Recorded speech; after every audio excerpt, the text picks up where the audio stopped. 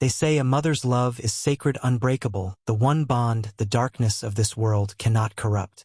But what if that love was the very thing that destroyed her own blood?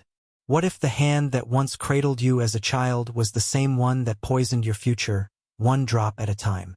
In the quiet, sea-washed town of Newport, Rhode Island, a mansion still stands that no one dares to speak of.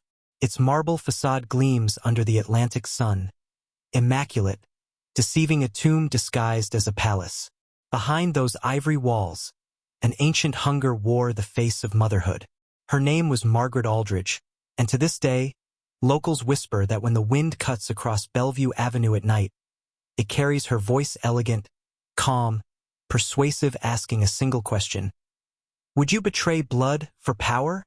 The story begins in 1861, the year America split in two. While men prepared for war, the wealthy hid their own. The Aldridge family was among Newport's elite. Their estate, Ravenscroft Manor, symbolized wealth, control, and legacy. Inside, Margaret ruled with the precision of a monarch. She'd inherited her husband's empire after his accidental death, a fall from his horse, they said, though no one saw the body before the casket closed.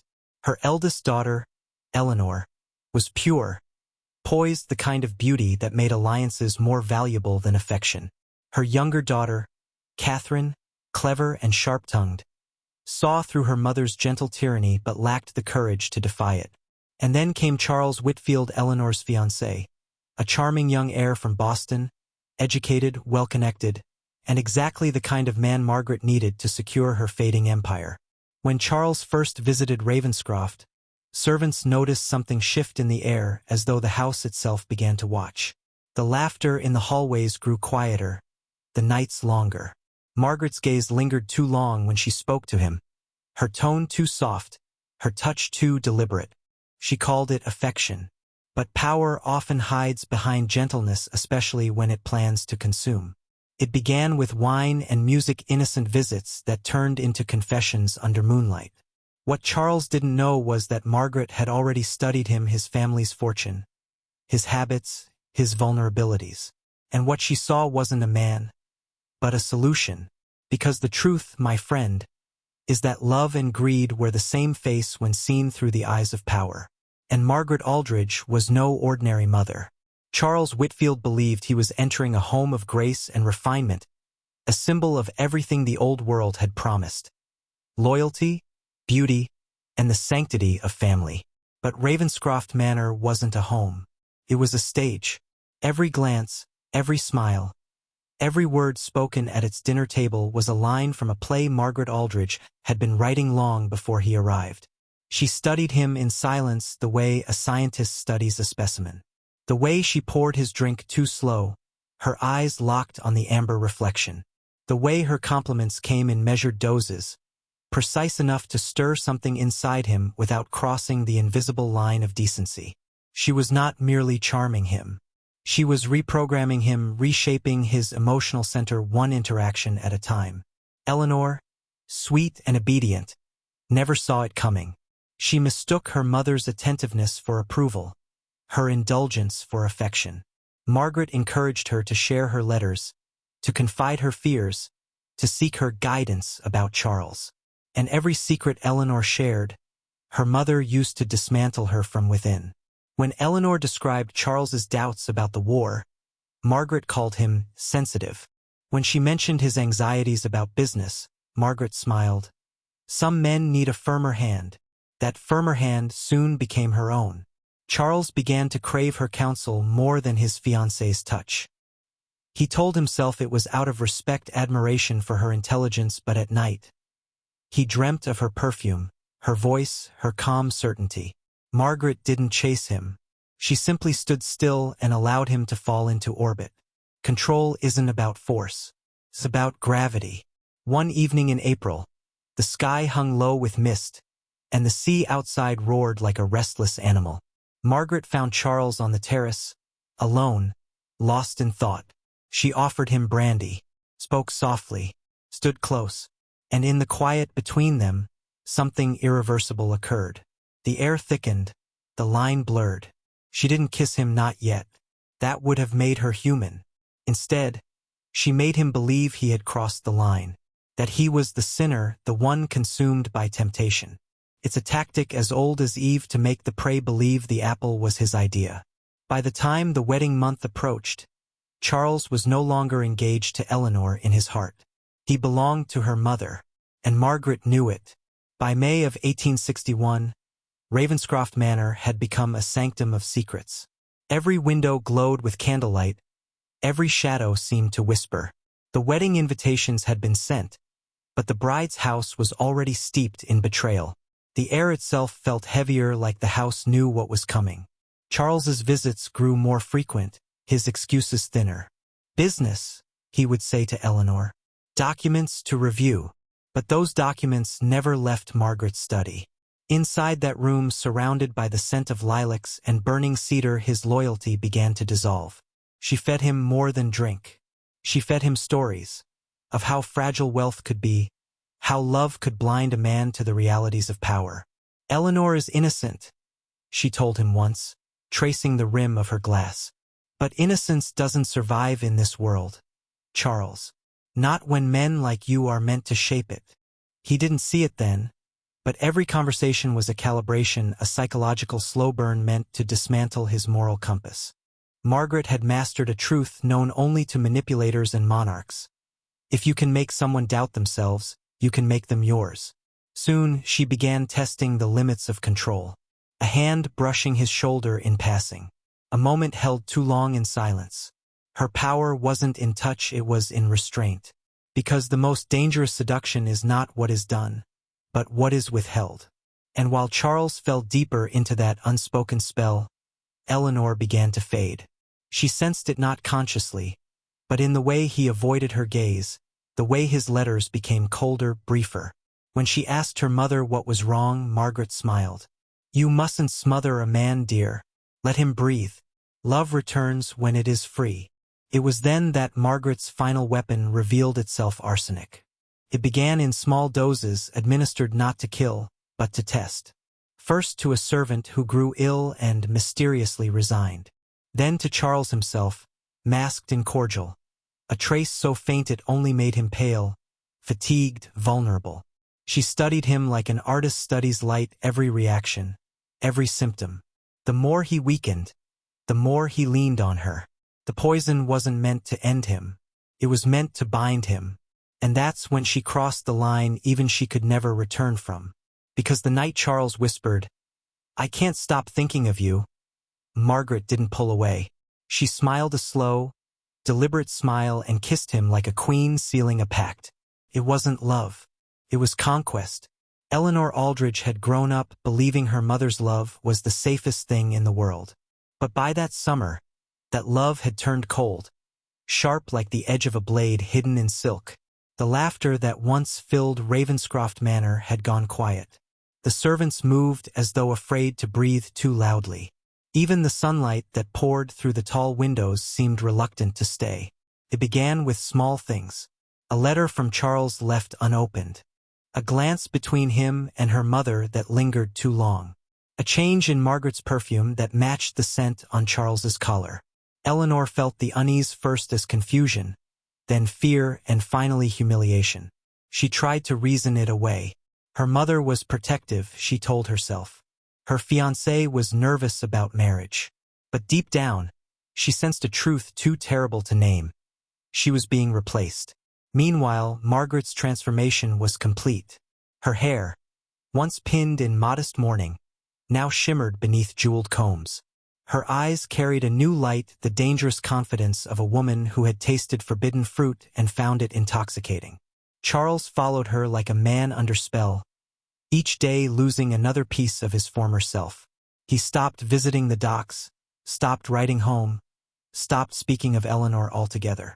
Catherine, the younger sister, was the first to see clearly. She overheard whispers, saw the candle still burning in her mother's study long after midnight, two shadows moving inside when there should have been only one. One evening, she confronted her mother, trembling but resolute. "Mother," she said, "what have you done to Eleanor?" Margaret's answer was ice. "What I've done, child, is protect this family. Eleanor's weakness would have ruined us." Charles deserves someone who understands power. That was the night Catherine learned what evil really sounds like. Not rage, not hatred, but calm justification. Within weeks, Eleanor fell ill. Her appetite vanished. Her skin grew pale, her fingernails blue. Doctors called it melancholia, the fashionable disease of the sensitive and heartbroken. Margaret nodded, arranged flowers for her bedside, and sat beside her daughter with quiet devotion, every night feeding her poisoned tea, every morning praying for her recovery. But poison doesn't just kill the body, it kills the will. Eleanor began to fade from inside out, her eyes turning hollow, her voice barely more than a whisper. And as her daughter slipped closer to death, Margaret wore black again, not for mourning this time, but for coronation. Because the truth is, she didn't just steal her daughter's fiancé. She stole her identity. Eleanor died on a rain-soaked morning in late July. The sea outside Ravenscroft churned like something alive, like it knew the truth the doctors refused to name. They called it heart failure brought on by melancholy. Margaret wept on command, her mourning dress immaculate, her tears measured. But those who looked into her eyes said there was something wrong in them, something too still, too bright. Catherine didn't weep. She couldn't. Grief had turned to terror. In her sister's final days, she'd seen the tremors in Eleanor's hands, the blackening of her fingertips, the faint scent of bitter almonds clinging to her skin, the unmistakable mark of arsenic. Catherine had read about it in her father's medical texts, and now those pages haunted her like prophecy. But how could she accuse her own mother? Margaret was untouchable, beloved by Newport's elite, protected by fortune, reputation, and the silence of men who owed her favors. To challenge her meant exile. To prove her guilt meant war. Still, Catherine began to investigate. Quietly, patiently, she spoke with servants who had fallen ill and been dismissed. She gathered scraps of discarded letters, receipts from apothecaries, vials hidden behind false drawers. Each clue drew her closer to an impossible conclusion: her mother hadn't just killed Eleanor. She had planned it from the moment Charles entered the house. Margaret's manipulation was not impulsive passion. It was strategy. Eleanor's death erased a wedding contract, released a dowry, and placed Charles entirely within her power. The poison wasn't just chemical, it was spiritual, psychological. Margaret fed him guilt, convinced him that grief could be healed only through her. "We are the only ones who understand what we've lost," she told him, "and what we must do to survive it." Within weeks, Charles and Margaret left for Boston under the guise of business. But everyone in Newport knew what it meant. The whispers began. The word which returned to parlors and pews, though no one dared say it aloud in her presence. Before she left, Margaret gave Catherine a single warning, delivered with a serene smile. "Curiosity," she said, "is the beginning of ruin. Some truths are not meant to be uncovered." But Catherine didn't listen, and neither should you, because what she found next, buried behind the walls of Ravenscroft, would expose the blood-stained secret the Aldridge family had hidden for generations. Before we descend further, comment below twice the phrase "the blood remembers" to mark this moment of awareness, and to lock in your place among those who see. After Margaret and Charles vanished to Boston, Ravenscroft Manor fell silent, but silence can be a kind of breathing. Catherine stayed behind under the pretense of settling her sister's affairs. In truth, she was hunting.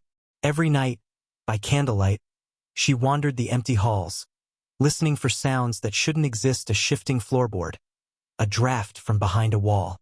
She felt watched, though no one was there. The house itself seemed to whisper warnings, but she pushed deeper, because grief had turned into something purer: vengeance. On the third night, she found it. Behind the library's east wall, behind a row of leather-bound volumes about Roman governance and English estates, she felt a hollow echo, a false panel. Inside, a compartment of old ledgers, letters, and small glass vials, some still half-filled with cloudy residue. The papers were dated, precise, written in her mother's own hand: formulas, dosages, names. Names she recognized. There, in careful script, were the records of every man who had died inside that house, from her father to the servants to Eleanor herself. The final entry read simply, EW dosage complete. Control achieved. Eleanor Whitfield. Not Aldridge. Not daughter. A possession terminated once her usefulness ended. And beside the ledgers a letter never sent. Addressed to Mr. Charles Whitfield, Esquire. The words inside made Catherine's skin crawl. You belong to me now. Through grief, through guilt, through blood. Together we will cleanse the Aldridge name, and you will bear my legacy, not hers. It was then Catherine realized what her mother had become, not just a murderer, but an alchemist of emotion. She didn't kill for rage or lust. She killed to engineer control, to erase weakness from her bloodline, to fuse power and love into one. When Catherine brought the evidence to Newport's magistrate, they dismissed her. You misunderstand grief, they said. Women are prone to hysteria. But one clerk, sympathetic, copied the letters and sealed them in the courthouse basement.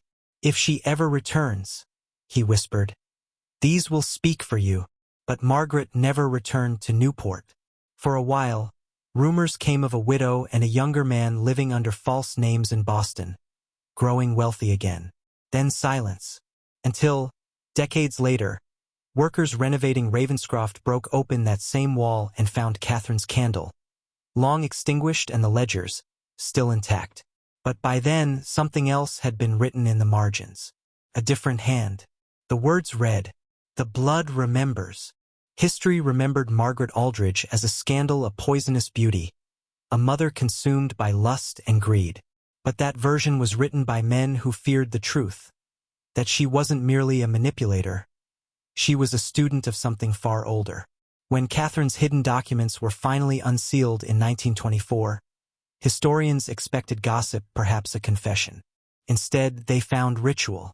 Among the ledgers were pages covered in Latin, alchemical symbols, and invocations of forgotten names, the kind that predate Christianity.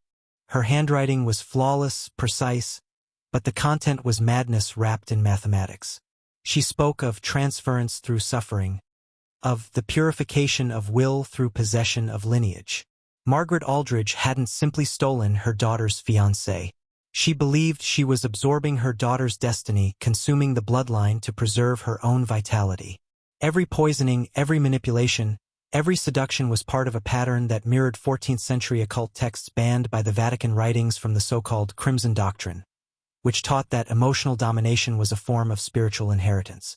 Love, obsession, and control weren't feelings. They were currencies of power. Those who knew Margaret's ancestry said her grandmother came from the Old World, a French mystic who served in the court of Catherine de' Medici, the queen often accused of dark sciences. The same medallion found in the hidden compartment at Ravenscroft, a silver circle with a serpent consuming its tail, matched those worn by women of that forgotten circle.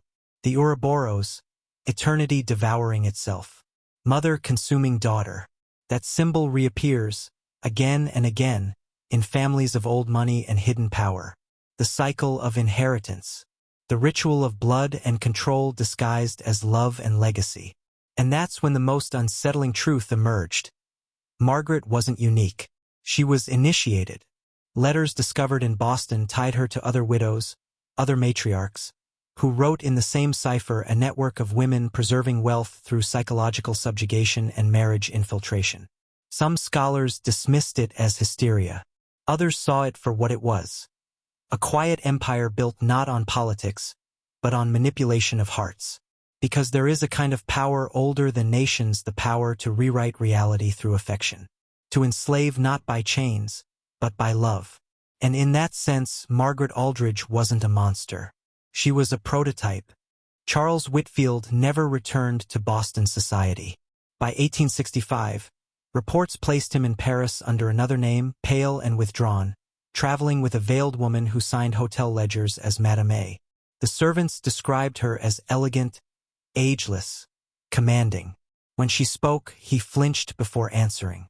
He was a ghost orbiting his own captor. He died at 40.